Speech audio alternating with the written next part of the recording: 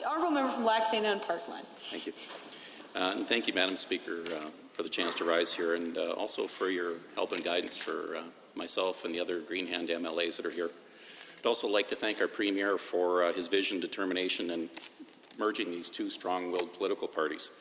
And might I add, pulling together some of the highest qualified, hardest working Albertans that this Assembly has seen in some time. I'd like to thank fellow MLAs for setting aside your personal lives too, and serving all Albertans regardless of your political party that you belong to. Most of all, I'd like to thank the folks in Lac St. Anne Parkland for giving me that job interview, for telling me what matters to you and hiring me to be your voice in this great place for the next 4 years. Thanks to all the volunteers that stepped forward out of the woodwork to prop up this farm kid from out west and get me to this place. My wife Laura and our 4 amazing kids, Leif, I better read the race right, Leif, Rowan, Faith, and Cora. Thanks for giving me your permission to step forward and help out our friends and family in this time. So as you can tell, I'm about as nervous as a long-tailed cat in a room full of rocking chairs, and it's not normally because of speaking in front of people. It's just the reverence for this place, for what it kind of sets out for us, the importance that we have here and the impacts that we can make in everyone's lives. I'd like to talk about my constituency, if I may, and tell you a little about people there and what we have and why I'm honored to represent them. So we're located on the borders of everything with the redraws here. We're located on the border of Morinville, St. Albert, Edmonton. Highway 2 is our border to the east, and Highway 16 is our border to the south, with the exception of Lake Wabman, where we duck a little bit south. And we go as far as out to Highway 22, out towards Entwistle and Evansburg. And we pick up all of Whitecourt, or not Whitecourt, I should say, but Marithorpe and Greencourt. We're proud to call the First Nations 3 reservations there, the Paul, the Alexander, and the Alexis. They're fellow Albertans, friends, neighbours, and partners in building a better Alberta together. We have 2 airports, one located in Villeneuve, which is home to the Edmonton Air Show. If anyone's partaken that, you're in my area, come on out, we'll buy you a beverage. And a smaller one located up in Marithorpe, a smaller strip there. In our constituency, we have the honour of holding the most summer villages, 17 in total. Our constituency includes Lake Wabman, Lake Isle, Lake Nakaman, Lac St. Anne, which is sacred to the local folks and as well as a National Historic Site for a number of years, along with Sturgeon, Paddle, and Pembina Rivers. We have 2 distinct notable historic bridges, the Pembina Train Trestle, and it crosses the Pembina River between Entwistle and Highway 16, and also up in San Guido, there's another large freestanding structure that's quite notable. We also have 2 Hutterite communities that call our area home, and that's the Rockford Colony as well as the Morinville Colony. There are also numbers of seniors lodges in our area that provide really good home, and we're going to have to talk about needs of our aging population because these folks are the glue that holds our families and a lot of our small towns together. We have a lot of long-standing families that can trace their heritage back to the founding fathers of these communities and, in fact, the province of Alberta itself. There's a vast array of people that live out in Lac St. Anne Parkland. They've got lake lot living, summer villages, small town villages, acreage estates, modular home parks, rural retreats, farming. The topography, and I'm going to tell you a little part of God's country out here, the topography varies. You've got rolling topography, grassy hills, lakes, rivers. You've got access to larger major urban centers. There are fertile flat lands in the east, which are used for grain production, seed potatoes, hay production, specialty crops. And of course, we talked about the agriculture as far as the cattle, and I might add some of the best families are producing some of the best breeding stock you can find is right from that area.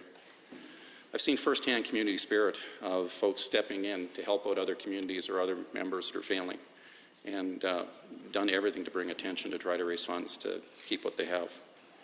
I can't tell you how many local community groups and ag societies do their part to keep these places and these functions in service because they are the glue for their areas. Great organizations such as the Art Cadets, the dance groups, lots of sport leagues, the 4-H clubs. They keep all the parents and the kids busy.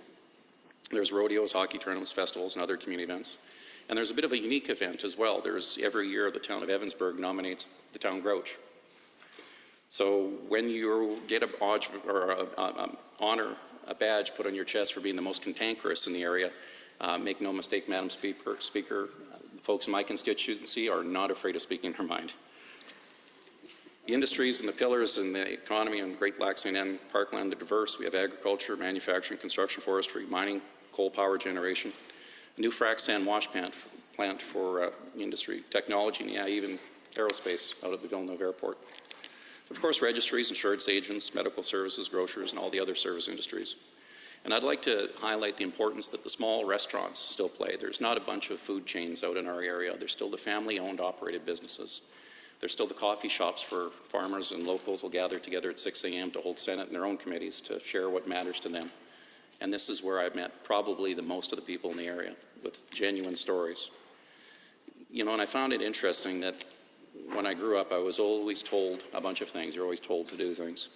Work hard, be honest, treat others with respect, judge a person by his character, live and let live.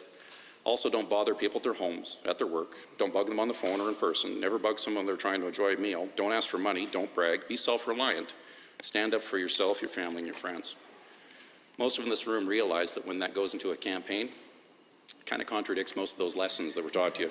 So you're knocking on people's doors, you're phoning them on, and you're bothering them at work, and you're bothering them when they're having a meal, and you're showing up to shake hands and take pictures and show yourself off. And, well, I realize now that there was a wisdom in that process. I never would have been able to meet as many people as I did or connect with them in that personal way unless I broke down those boundaries, that comfort zone. And I was even convinced to put a truck rack on my truck so I could be seen by everybody driving down the highways. The everyday people of Lac St. Anne Parkland have concerns, and here's some of them I heard throughout the campaign. Too many people are out of work for some time or face large reduction in hours. Owner-operators can't hit their margins. They're dealing with higher operating costs, input costs, and just trying to keep alive. Annual rent cost increases for the folks out in Parkland Village. $50 a year may not seem like much, but right now it means an awful lot. The premature phase out of coal-fired generation, power generation. People in my area, they don't want handouts. This is a quote from one of the truck drivers I met early in the morning. Just for a government that lets me get to work and stops picking my pockets while simultaneously choking out the industries that I work for. I met seniors on fixed incomes who turned their heat down as low as possible during the cold snap back in February. They were no longer to be able to buy what they called good groceries and deciding how cold they could get the house down to. Saw kids crying and upset in school, wondering where mom and dad were going to be and if they had a job or a home to go back to.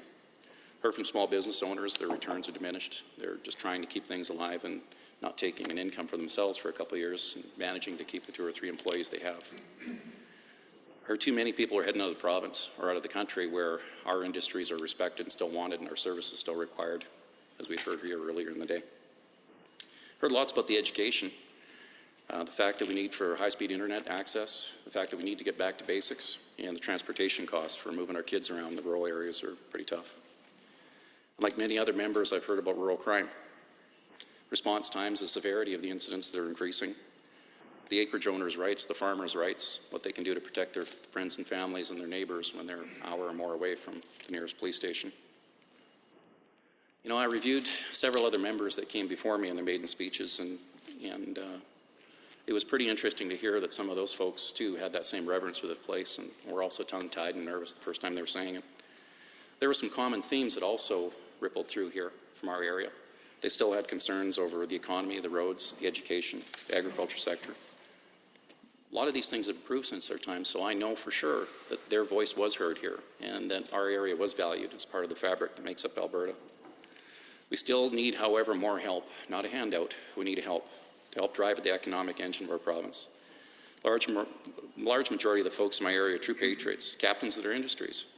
They're types that hold so many of these communities together. These are the men and women that are contributors to this economy, but also the social fabric and the overall well-being of our province. Proud to note that our region has also produced some notable figures here. Again, 13 ministers came from our area. Notable ones, Peter Trenchy, Frederick Lensry, George Vandenberg, and most recently O'Neill Carlia. 2 deputy premiers, they happen to be Horners. So there is a Horner in every corner, even on our end.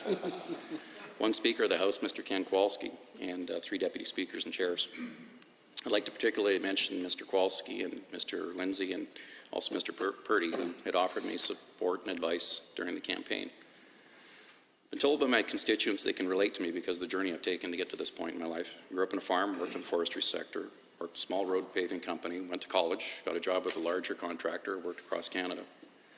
I've helped to build mines, fiber optic networks, worked on industrial projects in the energy sector, wind farms, tankage, transshipment facilities, and yes, pipelines from all the way down here, all the way down to Chicago. I've also started a small consulting firm and taking the knowledge that I learned from the the construction side of things and worked for companies such as Incanis, Novus, TransCanada, and at Enbridge. And while I may have gone to NAIT and became a civil engineering technologist, I can tell you firsthand that I went to the University of Enbridge. That's where I got very involved in those projects and how to run and manage people. I'm also a private pilot, farm kid at heart, and a family man who's immensely proud and protective of his wife and children, and will never forget where I came from or the value of a dollar. When I was traveling in the U.S. and explained to folks where I was from, I'd tell them it was Alberta, and when they needed a point of reference, I'd tell them it was Texas North. Everyone knows you don't mess with Texas. I think we Albertans had that same persona and we need to reclaim it again. Our provincial motto is strong and free for a reason. Our forefathers nailed it. That is who we are, and that's the blood that runs through our veins. During my travels over the years, I read many books trying to gain more knowledge from history and those other great leaders and conflicts that had gone before us and how they resolved those and how they took care of it. One that jumped off the shelf in an airport in Minneapolis was Engineers of Victory. And it was written by a man by the name of Paul Kennedy, and it was his analysis on how the Allies won power over the Axis. And he did this great synopsis at the end, and if I may, Madam Speaker, this is something that I posted on the walls of my office over the years and would like to share it with the Hall. In sum, the winning of great wars always requires a superior organization, and that in turn requires people who can run those organizations, not in a blinkered way, but in the most competently and in a fashion that will allow outsiders to feed in fresh ideas into the pursuit of victory. None of this can be done by the chiefs alone, however great their genius, however great their energy. There has to be a support system, a culture of encouragement, efficient feedback loops, a capacity to learn from setbacks, and the ability to get things done. All of this must be done in a fashion that is better than the enemy's. That is how wars are won. The second item I'd like to share with you is probably a famous poem that a lot of you have heard, and it was in those times of solace where you needed to get back to reality and not see the hurdles for what they are, but step away from them and see them as the opportunities that they could present. God grant me the serenity to accept the things that I cannot change, courage to change the things I can, and the wisdom to know the difference. During my campaign, I had a simple slogan that seemed to really resonate with the folks in my community. It was simple: let's take our province back. We must now get to work on the commitments that we made to our Albertans. Both of my grandfathers served in World War II, and my great-grandfather before them in World War I. My grandpa Opus was from North Dakota originally, and he chose Alberta as a place to settle. He received this call from a recruiter in the U.S., and it kind of went something like this, if I may digress. And he never talked about the war very much, but this one kind of stuck out.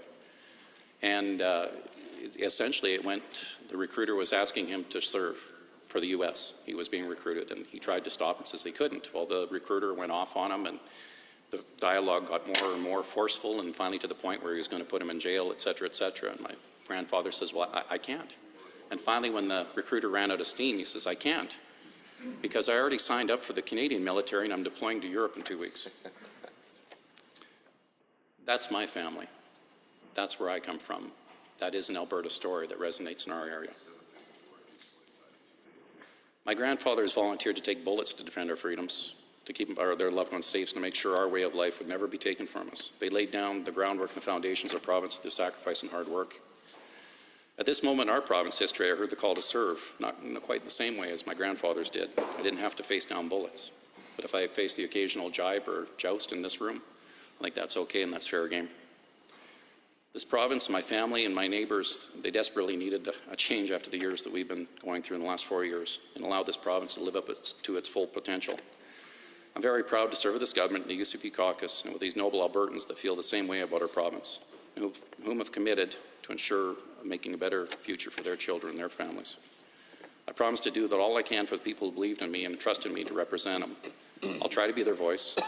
The slow dance to socialism is over, and I'll do my part to ensure that Alberta stays strong and free forever. Thank you.